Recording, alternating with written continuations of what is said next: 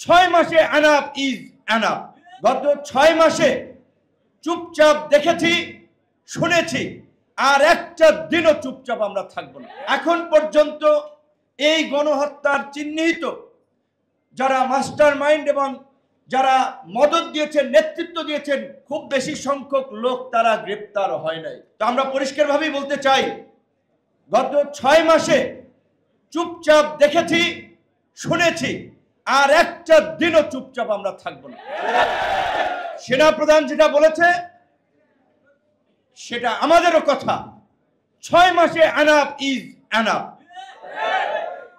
আমরা পরিষ্কারভাবে আজকের এই বর্ধিত সভা থেকে আমাদের দলের পক্ষ থেকে সারা দেশের নেতৃবৃন্দকে সামনে রেখে আমরা বলবো, আগামী 15 দিনের মধ্যে আহতদের চিকিৎসার বিষয়ে পরিপূর্ণ ব্যবস্থা গ্রহণ করে স্বাস্থ্য মন্ত্রণালয়কে প্রেস ব্রিফিং করে বলতে হবে কোন রোগী যারা হসপিটাল আছে, কার কি কন্ডিশন, কার কি চিকিৎসা প্রয়োজন, দেশে না বিদেশে, এবং আহত এবং নিহতদের ক্যাটাগরি করার ক্ষেত্রে যে বৈষম্য করা হয়েছে, অনেককে যে বঞ্চিত করা হয়েছে, নিহতদের সহযোগিতা নিয়ে যে টালবাহানা করা হয়েছে, সেগুলোর একটা সুরাহা করতে হবে।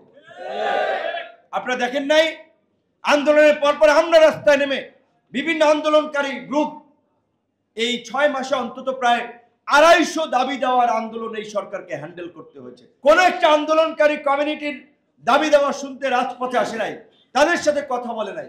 আমরা গিয়েছি, আমরা বলেছি যে এই গণ অভ্যুত্থান আমরা করেছি, আমাদের সরকার, আপনারা ধৈর্য ধরেন, আপনাদের দাবি দেওয়া আদায় হবে।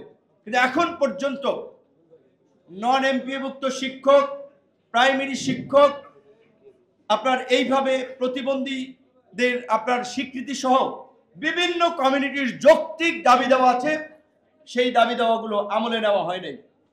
আমরা বলছিলাম যে আমরা এই গণ অভ্যুত্থান পরবর্তী নতুন করে রাষ্ট্র ব্যবস্থা নতুনভাবে গড়ে তুলতে চাই, আমরা নতুন রাজনীতি প্রতিষ্ঠা করতে চাই, কিন্তু পুরানো ব্যবস্থা জিয়ে রেখে সেটি সম্ভব নয়।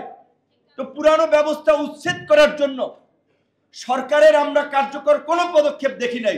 কোটি মানুষের আস্থার ভালোবাসায় 11 বারের মতো দেশের 1 নম্বর রেফ্রিজারেটর ব্র্যান্ড ওয়ালটন।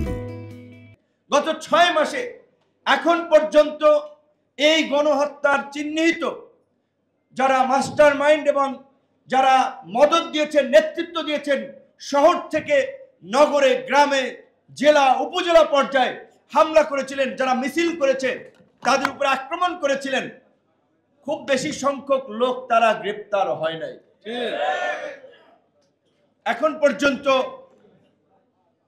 আওয়ামী লীগ নিষিদ্ধের বিষয়ে সরকারের পক্ষ থেকে কোনো পদক্ষেপ নেওয়া হয় নাই। তারা আমরা দেখেছি মাঝখানে আমাদের অন্তর্বর্তীকালীন সরকারের প্রধান উপদেষ্টা ডক্টর মোহাম্মদ ইউনূস সম্ভবত মিউনিকের প্রোগ্রামে বলেছিলেন যে একটা বৃহৎ রাজনৈতিক দল বিএনপির কথা রেফারেন্স করে তারা চাচ্ছে না আওয়ামী লীগ নিষিদ্ধ করার জন্য।